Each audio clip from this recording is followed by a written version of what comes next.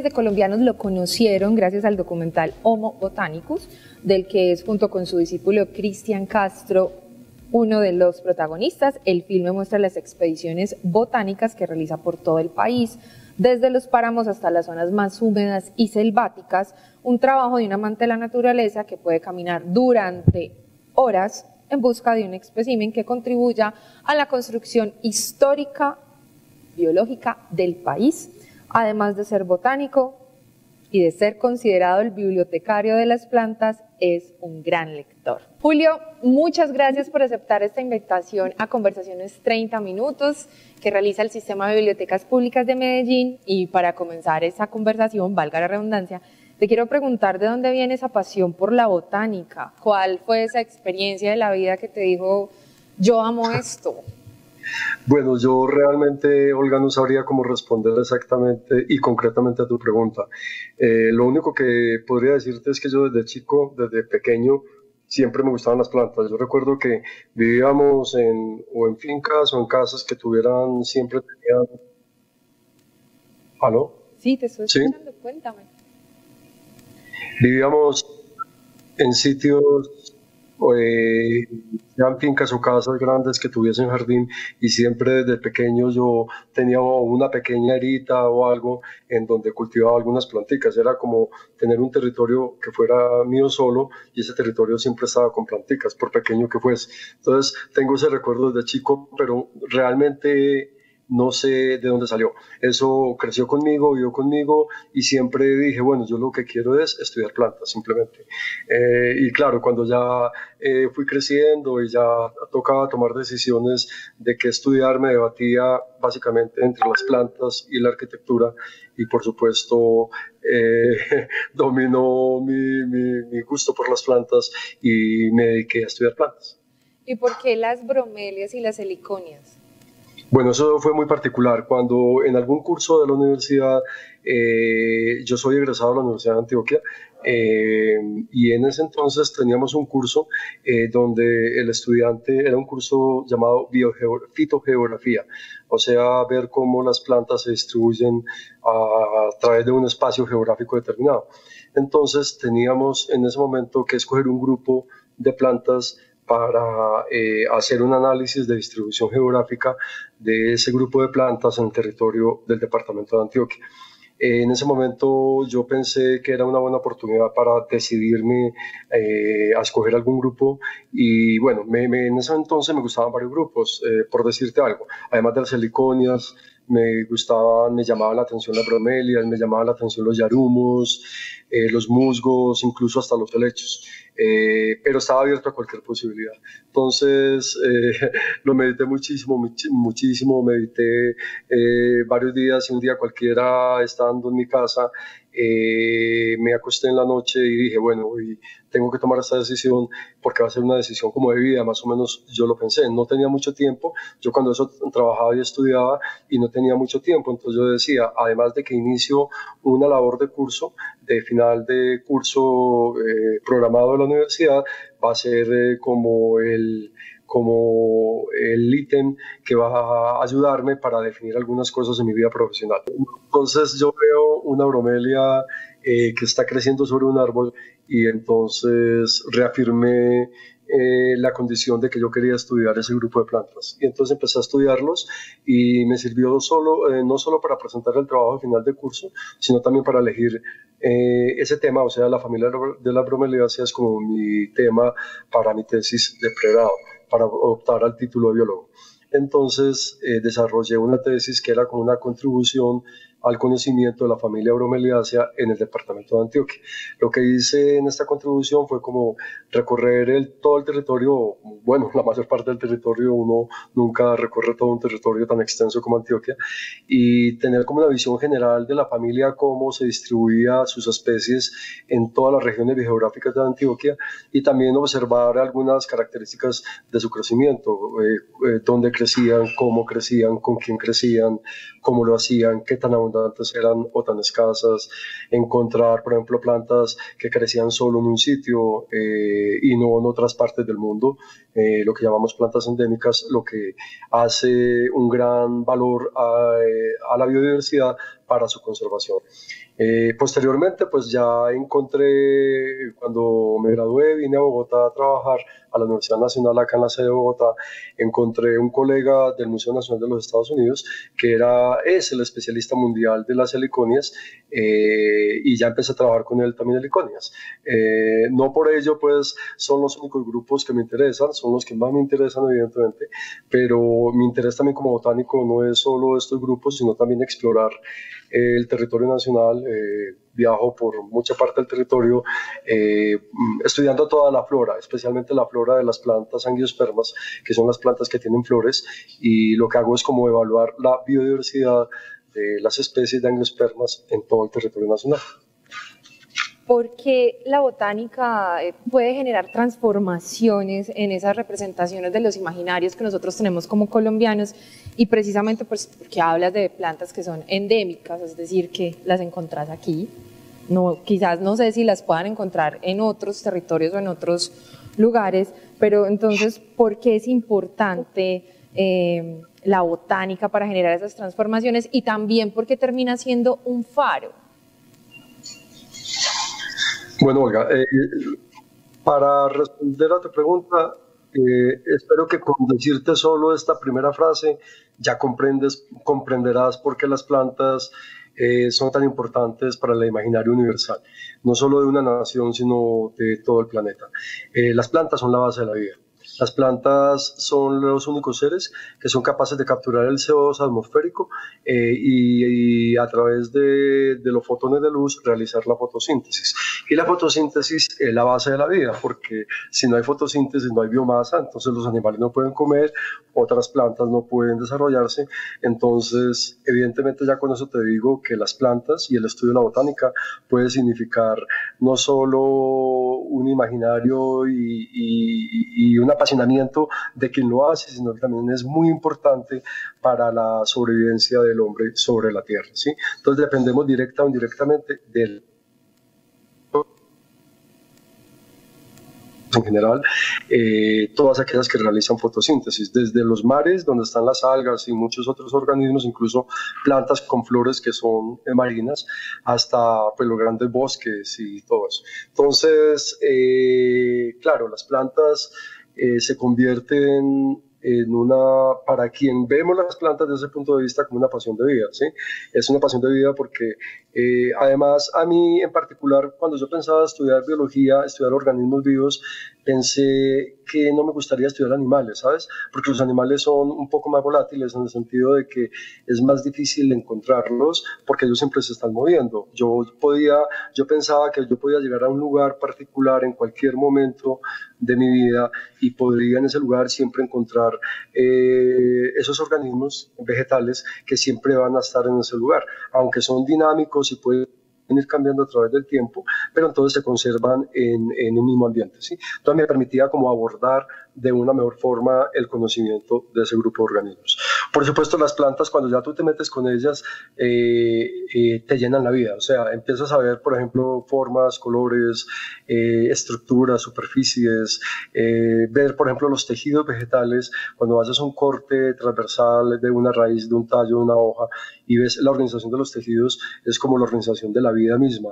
Entonces eso le puede significar a uno un imaginario también muy, muy importante para comprender muchas cosas. Pues no sé si me estoy yendo por los lados en lo que estoy diciendo, pero con eso trato de decirte es que las plantas, en mi pasión por su estudio, me han dado todo lo que yo he querido encontrar y explicaciones a mi vida cotidiana como hombre en una sociedad o como individuo que es apasionado y ama los seres que estudia. Muy bien, definitivamente es fundamental para que podamos seguir aquí, para que podamos compartir inclusive este momento. Bueno, Chiribiquete. Ese lugar yo creo que tiene una connotación muy especial, ¿cierto? ¿Y cómo fue ese descubrimiento? ¿Cómo se da esa relación entre la naturaleza, la humanidad y la espiritualidad que allí se articulan? ¿Qué pasa? Además, por el lugar en el que está ubicado Chiribiquete, ¿qué significado tiene para el país también? Y para las personas que quizás aún no saben, qué es Chiribiquete o qué connotaciones tiene para nosotros como colombianos, pues sería muy bueno que tú nos contaras, porque tú tienes mucho que ver con que fuera declarado Patrimonio de la Humanidad. Bueno, Chiribiquete está en el imaginario y en el presente de muchas personas de la nación. Muy seguramente porque han visto imágenes muy espectaculares. Chiribiquete es un lugar muy sui generis, es un lugar muy particular, muy bonito, muy hermoso. Está situado en todo el centro de la Amazonia colombiana, entre los departamentos de Caquetá y Guaviare, y es muy especial por muchas cosas. Yo la primera vez que fui a Chiribiquete fue en el año 1992 a través de un convenio que tenía la universidad con otras instituciones y se estaban dando las primeras exploraciones en ese momento al Parque Chiribiquete. Es el Parque Nacional Natural más grande del país, uno de los más grandes de Sudamérica, por supuesto, y se ha ampliado recientemente, pues, o sea, es mucho más grande ahorita de lo que era hace 20, 30 años. Chiribiquete tiene una particularidad. Chiribiquete tiene, a nosotros siempre en la escuela nos enseñaban que Colombia tenía 5 grandes regiones geográficas. Eran el Caribe, el Pacífico, los Andes, la Amazonia y la Orinoquía.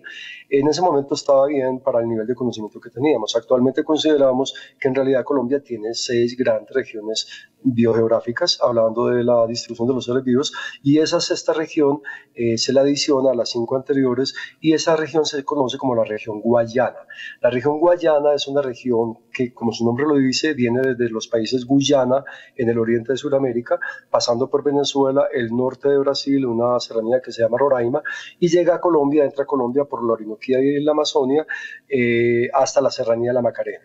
Este tipo de formaciones son del Precámbrico, son muy antiguas, de una placa tectónica muy antigua sobre el manto terrestre, y lo particular de ella es que es una placa tectónica que por el movimiento a través de las eras geológicas se ha ido fraccionando. Entonces han quedado una serie de aislamientos montañosos aislados unos de otros, como si fueran cordilleras aisladas unas de otras, ¿sí?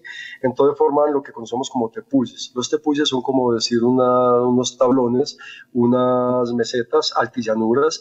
Esto es, suponte que la selva amazónica está a 100 metros sobre el nivel del mar, entonces se erguen verticalmente paredes con una inclinación casi de 90 grados en su mayor extensión, y que pueden llegar, por ejemplo, en Chiribiquete aproximadamente a 1000 metros sobre el nivel del mar. Entonces imagínate tú lo que es el mundo amazónico a 100 metros, y que de pronto se ergan paredes verticales, y que los animales y plantas que vivan a 1000 metros estén aislados de otro tepuy que hay unos kilómetros más allá. Entonces, originalmente toda esta biota, todas estas formaciones estuvieron unidas, pero con la erosión y la separación y el movimiento geológico se fueron separando, ¿sí? Entonces, ¿eso qué hace, hablando en biología? Una flora y fauna que antes estaba unida se separó, entonces se aisló. Entonces, suponte que una misma especie quedó aislada a través de cientos de años, miles de años, y unas poblaciones quedaron en un tepuy y las otras en otro tepuy diferente. Eso lo que hace en la evolución es que se van diferenciando entre sí hasta que forman especies diferentes. Entonces, el Chiribiquete tiene esa particularidad, tiene grupos de plantas muy especiales, por ejemplo, que solo existen en Chiribiquete y en ninguna otra parte del mundo. Hay una gran singularidad. Hay géneros, por ejemplo, de bromelias como el género Navia. El género Navia solo crece en este tipo de formaciones, pero casi que las especies que encontramos en un tepuy son diferentes a las que encontramos en otro tepuy. Y así ocurre para muchos géneros. Hay familias de plantas que solo existen en este tipo de formaciones. Entonces, la singularidad es esa, claro. Entonces, cuando uno llega a Chiribiquete y empieza a caminar por Chiribiquete, primero que es un paisaje muy extraño, un paisaje que no vas a ver en ninguna otra parte del mundo. Es un paisaje, es como decir, si fuera un páramo. Yo a veces comparo esas sabanas de Chiribiquete como si fuera un páramo, pero que no está a 3.500 metros de altura, sino que está a 300, 400, 500 metros de altura. La temperatura sube muchísimo durante el día, puede exceder los 40 grados centígrados y en la noche puede llegar casi hasta cero o muy cercano a cero. Entonces, eso hace que esas condiciones ambientales, más los vientos y todo eso, que los organismos que vivan allí puedan adaptarse a ese tipo de condiciones. Son condiciones muy hostiles, entonces solo algunos grupos de plantas y animales lo pueden hacer y por supuesto son muy singulares y eso los hace muy especial. Es un lugar mágico donde uno se le alborota la poesía en la cabeza, mejor dicho, uno casi que caminar por esos lugares es sentirse un ser único. Además eran considerados como las malocas de los dioses. Allí iban los payés a hablar con los dioses, o sea, como a comunicarse, a resolver los problemas de su mundo cotidiano en sus respectivas comunidades. Entonces los hacen lugares sagrados muy importantes. Tienen pictografías, por ejemplo en Chiribiquete, extensas pictografías, por ahí lo llaman dizque la Capilla Sixtina de la Amazonia, y es porque hay pictografías donde tú te detienes a observarlas y ahí se está narrando toda la vida de una comunidad indígena, la vida desde las reuniones, las manos, los bailes, los animales, las plantas, toda la cosmogonía pues de estos. Entonces eso lo hace muy especial. Yo, como dices tú, yo participé en la declaratoria de Chiribiquete como patrimonio mixto de la unidad. Cuando decimos mixto es porque no es solo patrimonio biológico, sino también patrimonio arqueológico. Entonces creo que es el único lugar de Colombia que ha sido declarado como patrimonio mixto de la humanidad, especialmente por esa singularidad pues, que tiene este sitio. Julio, dos preguntas para terminar esta conversación, pues son 30 minutos, ya ha ido corriendo bastante rápido el tiempo. La primera, la revista Semana te ha llamado el bibliotecario de las plantas. ¿Qué puedes decir respecto a esta, como decimos aquí muy coloquialmente, esta ñapa o este apodo que te dejan del bibliotecario de las plantas? Y por último, me gustaría que nos recomendaras un libro, porque sabemos que eres un lector muy apasionado. Bueno, yo como botánico, pues una de mis grandes pasiones y es viendo la necesidad del país de conocer nuestra biodiversidad y además de solo pensar que se está acabando, que estamos acabando con nuestros recursos naturales y que estamos perdiendo especies que ni siquiera sabemos que existen en la naturaleza. Con decirte que cualquier salida de campo que hacemos nosotros en la Universidad Nacional y muy seguramente otros colegas en otras partes del país, casi que encuentras mínimo una especie nueva de cualquier grupo de plantas en el país, en cualquier parte del territorio, ¿sí? Ocurre mucho, por ejemplo, con algunos grupos de los que yo estudio, por ejemplo, con orquídeas o con bromelias. Entonces, una de mis grandes pasiones es explorar el país e inventariar la biodiversidad. Cuando digo inventariar la biodiversidad es que uno de nuestros métodos como científicos, como botánicos, es recolectar las plantas. La única forma de saber qué tenemos en un territorio es recolectarlas, llevarlas a un herbario. Cuando digo recolectarlas es no traer la planta viva, es recolectar, lo que hacemos es recolectar si es un árbol, una rama del árbol que tenga flor o fruto, o si es una planta pequeña puede ser la planta completa, pero es muy importante que tenga las estructuras reproductivas. Lo que hacemos entonces es procesarlas en el campo, para eso usamos papel periódico, bueno, otro tipo de sistemas, las llevamos a nuestros herbarios, allí las metemos a un horno de secado para que esas plantas puedan permanecer y luego ingresan a un herbario. De hecho, por ejemplo, nosotros en el herbario de la Universidad Nacional de Colombia todavía tenemos las plantas colectadas por José Celestino Mutis hace 240 años, porque un herbario es eso, es una biblioteca de plantas, es una biblioteca donde no vas a encontrar libros, sino que vas a encontrar almacenadas especímenes botánicos, y los especímenes botánicos son muy importantes porque cada pliego de espécimen te está representando un individuo de una especie que crecía en un lugar particular en una fecha particular que la colectó a alguien bajo unas condiciones particulares y describimos entonces todas las condiciones de la plantica. Entonces cuando dicen el bibliotecario de las plantas, en ese momento Semana yo creo que se refería a eso, era a ese ímpetu mío, como esa actividad diaria, cotidiana que me apasiona y me fascina. O sea, yo soy un apasionado de recolectar, de inventariar y como una forma también de descubrir la naturaleza y de aportarle al país, porque creo que como biólogo, como botánico, tengo mucho que aportar al país en la medida en que muestro qué hay, dónde está y por qué ese territorio debe ser conservado o esas especies deben ser conservadas. Esto va de la mano con políticas, por ejemplo, con el Ministerio de Medio Ambiente, de establecer planes para el manejo y la la conservación de algunos grupos de plantas. Entonces yo participo en actividades como esas, y esas actividades lo que hacen es que lo que nosotros entregamos a la nación se revierta también en programas prácticos para que la nación conserve ese recurso. Si conserva un recurso, nada raro que en un futuro pueda encontrar incluso la solución a un problema humano, de una enfermedad. Hay tantas plantas que están desapareciendo y muy seguramente muchas de ellas tienen secretos escondidos de cómo solucionar algunos problemas que tenemos, pero estamos perdiendo ese conocimiento porque estamos acabando con nuestros recursos naturales. Entonces, con eso doy pie a tu primera pregunta. La segunda pregunta de recomendarte un libro, yo voy a recomendar un libro botánico, un libro que tiene que ver con la botánica y que más o menos explica por qué es tan importante la botánica a nivel mundial y por qué es tan importante especialmente para un país como Colombia. Ese libro fue un bestseller y muy seguramente algunos de ustedes lo han leído porque ahí incluso hay una película que creo que se llama Poporis, que narra parte de lo que el libro tiene. Pero la película no me gusta tanto porque la película tiene algunas tergiversaciones de la realidad de lo que el libro muestra. El libro se llama El Río. El autor es Wade Davis. Este libro narra las experiencias, no tanto de él, sino las experiencias de botánicos, de sus maestros. Hubo un gran botánico de la Universidad de Harvard, Wade Davis es egresado de Harvard, y allí ese gran botánico, que era Richard Evans Schultes, recorrió mucho la Amazonia colombiana. Él vino a Colombia. La primera vez que vino en búsqueda de quinas, y la segunda vez que vino al país, y que fue donde ya se enamoró de este país y lo recorrió, fue en búsqueda del caucho. Esto fue poco antes de la Segunda Guerra Mundial, y quien tuviera el manejo del caucho, por supuesto, ganaba la guerra. Entonces, el gobierno de los Estados Unidos lo mandó a nuestro país para buscar, Colombia es el país más rico en especies de caucho, para buscar esas poblaciones silvestres de caucho.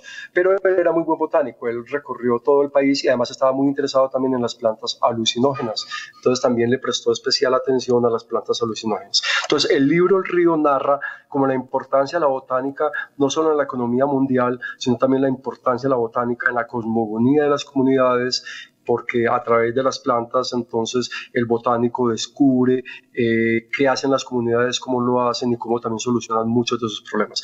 Y el libro es el libro El Río es sensacional porque además nos narra mucho de la historia reciente de nuestro territorio, de la violencia que vivimos